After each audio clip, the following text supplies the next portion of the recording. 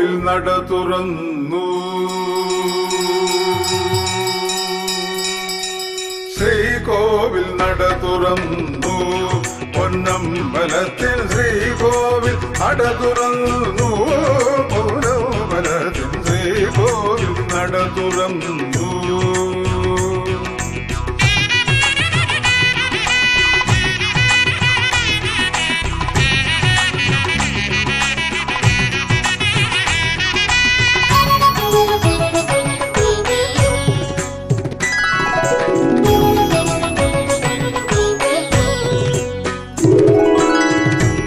കളിയച്ഛനെഴുതിയ അയ്യപ്പഗാനത്തിൽ അടിയന്റെ മനസ്സോടി നടന്നു എന്നും അയ്യപ്പകാരുണ്യം കൊതിച്ചു നിന്നു ഞാൻ.